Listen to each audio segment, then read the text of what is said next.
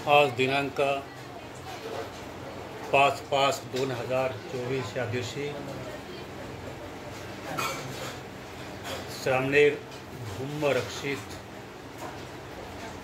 यांची उपसंपदा कना नदीवर ह्या ठिकाणी झाली आहे। तर त्यांच्या उपसंपदेमध्ये एकूण 10 भिक्षू होते।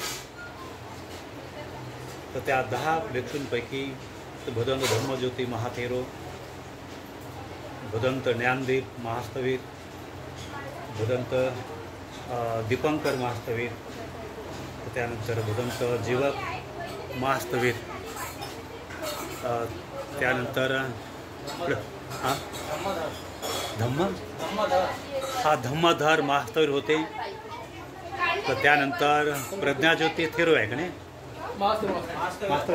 प्रज्ञाज्योती महास्थवीर आहे। संगस्थवीर महास्थवीर होते। त्यानंतर हे आपल्या नंदबोधी स्थवीर, मिलिंद महास्थवीर स्थवीर एवढे भिक्षू होते। तर तेव्हा धम्मरक्षित हे 23 वर्षापासून श्रामणेर राहिले, चांगलं सुंदर जीवन जगले। आज दिनांक 5/5/2024 या दिवशी कन्हा नदीच्या पवित्र पात्रामध्ये आज त्यांची उपसंपदा झालेली आहे। तर त्या ठिकाणी विधिपूर्वक भगवान बुद्धाच्या विनयानुसार बौद्ध भिक्खूंचं महान दानादी कर्म करून विशाल सत्कार केला। आणि आता तर त्यांच्या या महान उपसंपदे निमित्ताने उपासक काय नाव त्यांचं, डोंगरे परिवारांच्या माध्यमातून भिक्खू संघाला भोजन दान देण्यात येत आहे। तर तेव्हा तर आजचा हा दिवस कधी न भुलणारा आहे। तर तेव्हा आता हा कार्यक्रम त्यांचा यूट्यूबमध्ये जाणार।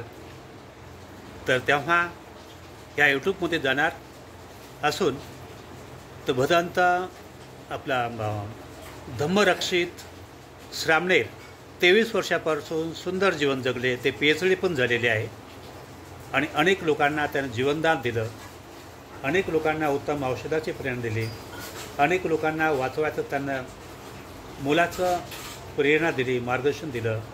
नैसर्गिक उपचार पद्धतीप्रमाणे लोकांना बोध देत असतात। आयुर्वेदाचा त्यांना सखोल अभ्यास आहे। तर ते आहे धम्मरक्षित श्रामणेर होते आतापर्यंत, पण आजपासून तर ते दिनांक 5/5/2024 मध्ये तर त्यांची उपसंपदा झालेली आहे। तर ते आहे भिक्खू धम्मरक्षित या नावाने ते ओळखल्या जाणार हे आहे। आणि त्यांची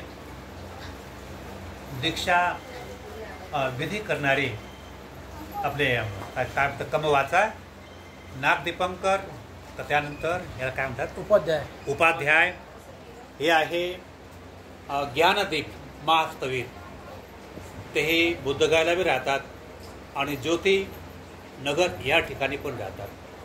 तर तेव्हा एवढा भिक्खू संघ आहे आणि या ठिकाणी श्रद्धासंपन्न बौद्ध उपासक उपासिका डोंगरे परिवार भिक्खू संघाला भोजनदान देण्याचं त्यांनी महान कार्य केलेलं आहे। तर तेव्हा तर हे हा कार्यक्रम आता यूट्यूब चॅनलमध्ये जाणार।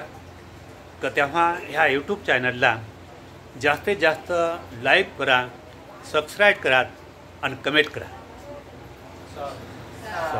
साधू साधू चला।